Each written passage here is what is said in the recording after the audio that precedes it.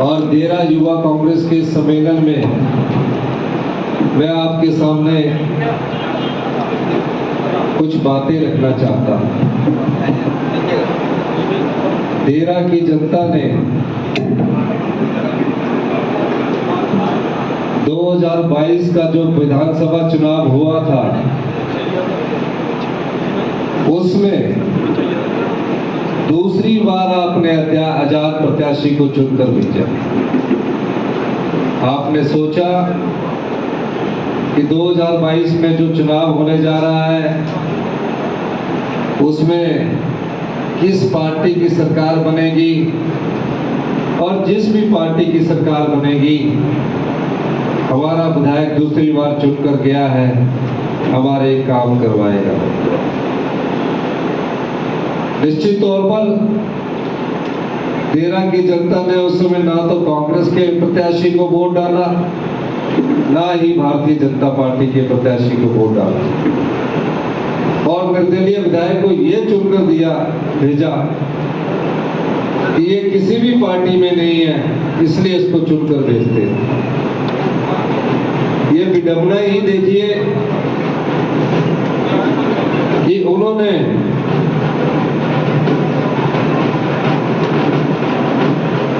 साल से पहले ही आजाद प्रत्याशी होने के नाते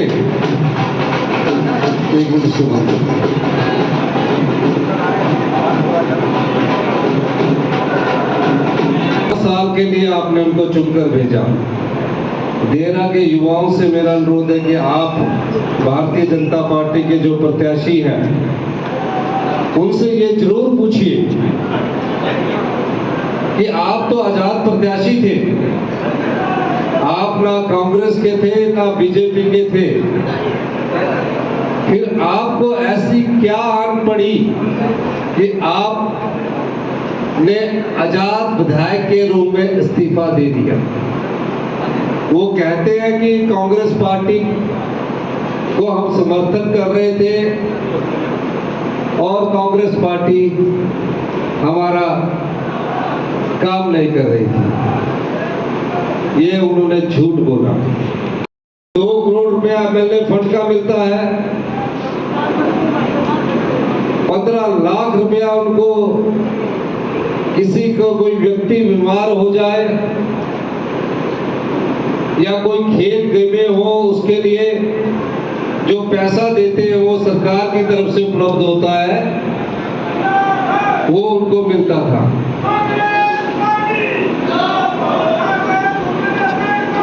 लेकिन मेरा ये रहेगा कि आप नारे बंद करें।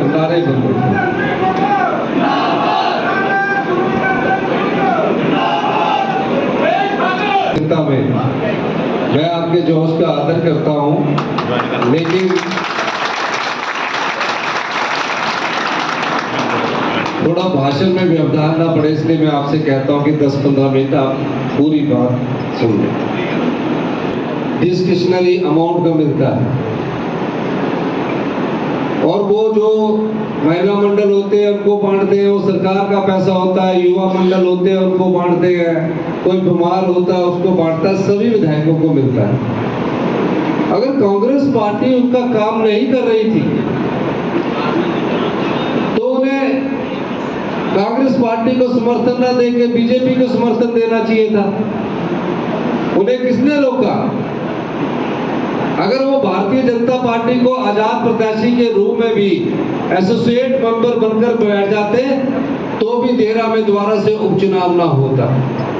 वो तो आजाद थे, उन पर तो किसी प्रकार का कोई नियम नहीं लगता था और विधानसभा अध्यक्ष ने बार बार उनसे पत्र लिखकर पूछा, आप हमें बताइए कि आप इस्तीफा क्यों देना चाहते हैं। उनसे ये भी पूछा जाना चाहिए देरा के इस प्रत्याशी से जो टिका हुआ प्रत्याशी है भारतीय जनता पार्टी का, कि आप 1 महीना हिमाचल की सीमा के अंदर नहीं आए, 1 महीना तक वो आप लोगों की सरकार को गिराने की कोशिश करते रहे। जब उन्हें सफलता नहीं मिली तो वो हिमाचल की सीमा के अंदर आए। कितना पैसा उन्होंने हेलीकॉप्टर, बाई और होटलों में ठहरने पर खर्च कर दिया, कोई हिसाब उसका नहीं है। ये ऐसे उपचुनाव है जिसको इतिहास के पन्नों में लिखा जाएगा। इतिहास के पन्ने पलटकर जब देखा जाएगा तो ये आजादी के बाद के 3 ऐसे विधायक हैं जिन्होंने अपनी विधायकी को बेच दिया और भारतीय जनता पार्टी का कमल खींच कर आज आपके पास आए। भारतीय जनता पार्टी के जितने भी ईमानदार कार्यकर्ता हैं, उन्हें यह रास नहीं आया, क्योंकि जिस कमल को खिलवाने के लिए भारतीय जनता पार्टी के ईमानदार कार्यकर्ताओं ने अपना खून पसीना एक किया, वो कमल वो व्यक्ति खरीदे जिसने पिछली बार या भारतीय जनता पार्टी और कांग्रेस के पार्टी के प्रत्याशी को चुनाव हराया हो। तो ये जो पैसे की राजनीति का शुभारंभ देरा में हुआ है, और जो कहते हैं कि 1 महीने में मैं 15 करोड़ रुपया खर्च करता हूं, अगर आप 1 महीने में 15 करोड़ रुपया खर्च करते तो देश के विकास में कोई कमी नहीं लाने दी जाएगी। कई प्रकार की समस्याओं का देरा के लोगों को सामना करना पड़ रहा है। मैंने पिछले कल अपने कांग्रेस की प्रत्याशी श्रीमती कमलेश ठाकुर जी से पूछा, कहते हैं यहाँ पानी की समस्या है, छोटे छोटे रोडों की समस्याएं हैं, पौंग डैम ऑर्सिस की समस्या है, पौंग डैम के लोग पक्के घर बनाकर रह रहे हैं, उनकी जमीनें चली गई, ऑस्टिस है, लेकिन आज तक उनके नाम पर जमीन नहीं है। मकान बन चुके हैं, उन्हें हमेशा ये डर सताता होगा कि कब सरकार का डंडा आएगा और हमें वो मकान खाली करने पड़ेंगे। अभी आचार संहिता लगी है, हिमाचल प्रदेश सरकार किसी का घर खाली नहीं करवाती, बल्कि उन्हें घर बनाने के लिए तिगनी राशि देती है। इतिहास की सबसे बड़ी आपदा को हम लोगों ने झेला। केंद्र सरकार से आज तक एक भी पैसे की राहत नहीं मिली। आपदा के बाद जो क्षतिग्रस्त सड़कें थी, पानी की योजनाएं थी, 22,000 घर टूट गए, 22,000 परिवार बेघर हो गए। हमने उसको लड़ाई को चुनौती की तरह लिया और हमने वो सारी सुविधाएं अपने उन 22,000 परिवारों को मुहैया करवाई जो ये सोच भी नहीं सकते थे कि बड़ी मेहनत से जिसका घर लाखों रुपए में बनता था, प्रधानमंत्री आवास योजना के तहत उन्हें सिर्फ 1.5 लाख रुपया मिलता था। मैंने उन परिवारों को बसाने के लिए नियम बदल दिए, कानून बदल दिया और 1.5 लाख से बढ़ाकर 7 लाख रुपया घर बनाने। तो मैं उन विश्वासों को लिए कानून बदल दूंगा जिनकी 50 साल पहले पौंग डैम के लिए जमीन चलेगी, वो सड़कों पर आ गए।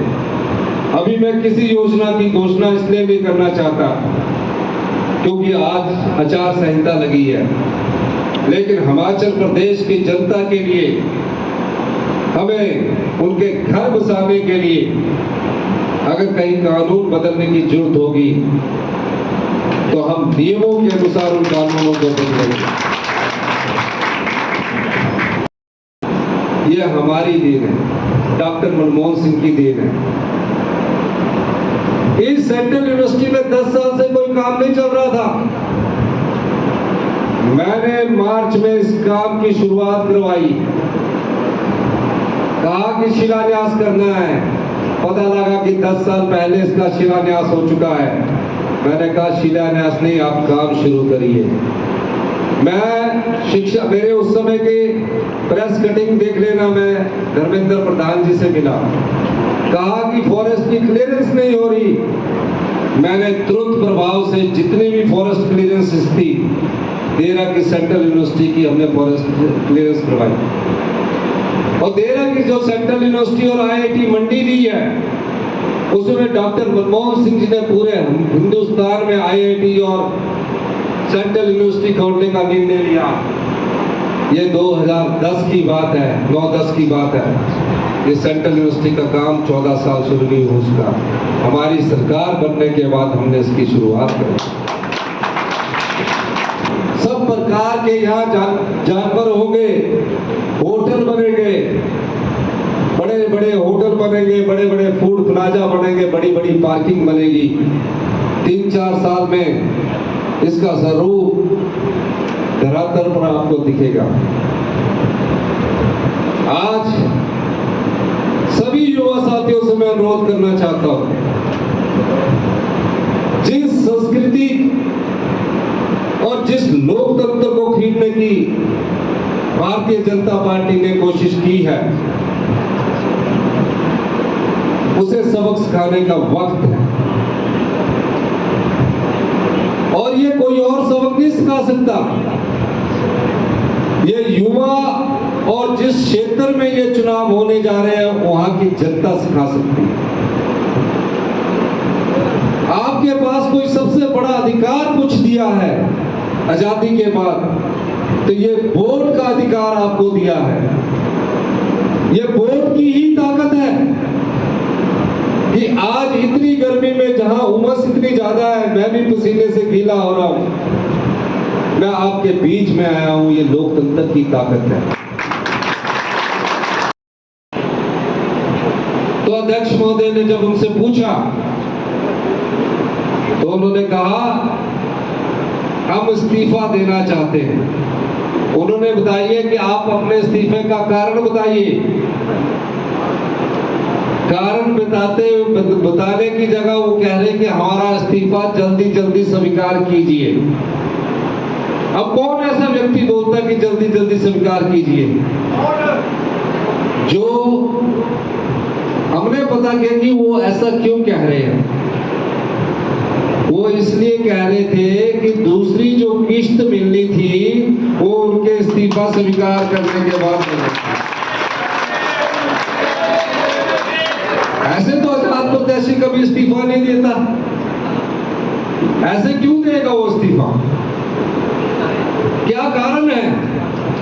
अगर गलती से वो, अगर आप सोच लो कि वो दोबारा चुनकर जाते हैं तो भी तो वो विपक्ष में बैठेंगे, इस्तीफा ना देते तो भी विपक्ष में बैठते।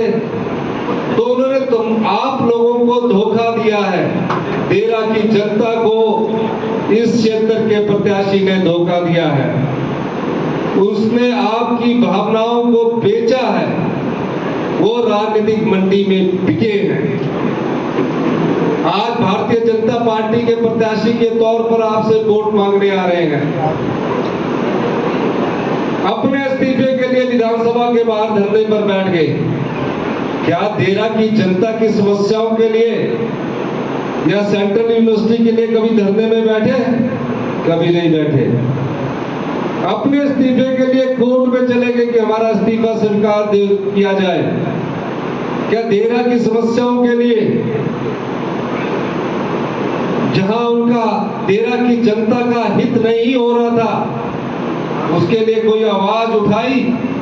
नहीं उठाई। अपने राजनीतिक फायदे के लिए और इस लोकतंत्र को कमजोर करने के लिए उन्होंने आपकी विधायकी को बेचा है। और ऐसे व्यक्ति जो भारतीय जनता पार्टी के प्रत्याशी बने हैं, उनसे ये पूछा जाना चाहिए कि आप दोबारा से 3.5 साल के लिए जो चुनाव हो रहा है उसमें दोबारा विधायकी का वोट मांगने क्यों आ रहे हैं, जबकि आपके पास तो विधायकी थी।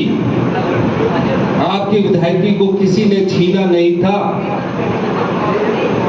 ये पूछा जाना चाहिए देहरा की जनता को और देना की ही जनता को पूछना चाहिए।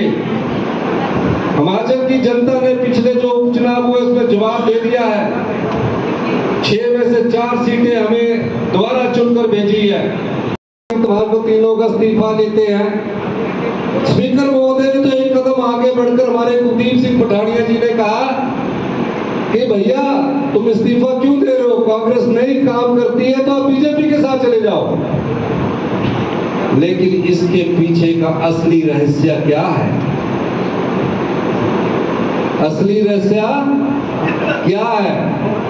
आप बता सकते हैं असली रहस्य क्या है? कौन सा? जोर से बोलिए, सारे हाथ खड़ा करके बोलिए। हाँ, इसका असली रहस्य क्या? वो जो सामान से भरा अटैची है ना, पता नहीं वीआईपी था कि पुती था, वो है। फिर देखिए, ये छोड़िए, फिर देखिए कहा कि अब बीजेपी का कमल खरीदना है। अरे बेचारे भारतीय जनता पार्टी के इतने अच्छे कार्यकर्ता है, पहली बार उन्होंने 1998 में खून पसीने के बाद अपनी सरकार बनाई, उस कमल को खरीदा है। भारतीय जनता पार्टी के ईमानदार कार्यकर्ता भी इनको सबक सिखाएंगे और देहरा की जनता भी इनको सबक सिखाना चाहिए। ये खरीदे हुए कमल को आपने 10 जुलाई को सबक सिखाना है। चुनौती तो 2027 में हमारी भारतीय जनता पार्टी के सामने होगी। 5 साल हमारे काम होंगे, पारदर्शी शासन होगा, हिमाचल की जनता को आत्मनिर्भर बनाने का ध्यान है। 2032 तक हम दिन रात मेहनत कर रहे हैं, हमारे मंत्रिमंडल के सदस्य दिन रात मेहनत कर रहे हैं। आज इस युवा सम्मेलन में आप युवाओं से यह अपील करना चाहता हूं कि आपने 10 जुलाई को अधिक से अधिक कांग्रेस के पक्ष में वोट डालना है।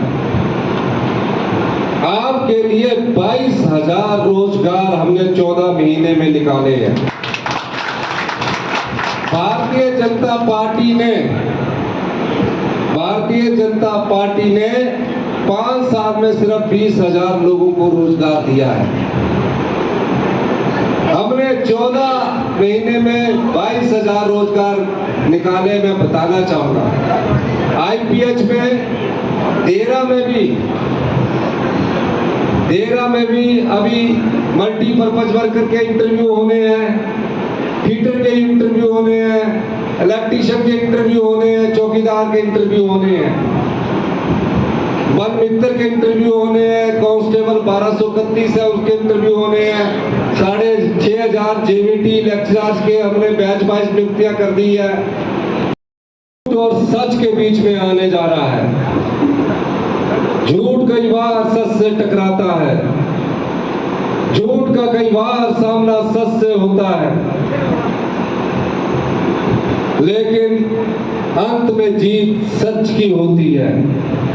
इस क्षेत्र के विधायक ने आपके साथ बार बार झूठ बोला, समस्याओं का पार लगा है, समस्याओं का समाधान नहीं किया। आप 3 साल के लिए कमलेश ठाकुर को जिताकर भेजिए, देहरा की समस्याओं का 3 साल में निदान कर दिया जाएगा। ये मैं आपको कहना चाहता हूं।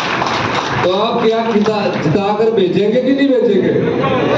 हाथ खड़ा करके बताइए सारे, दोनों हाथ खड़ा। बैठने के लिए आप वोट नहीं है, ऑपोजिशन में बैठने के लिए आप वोट मत डालिए।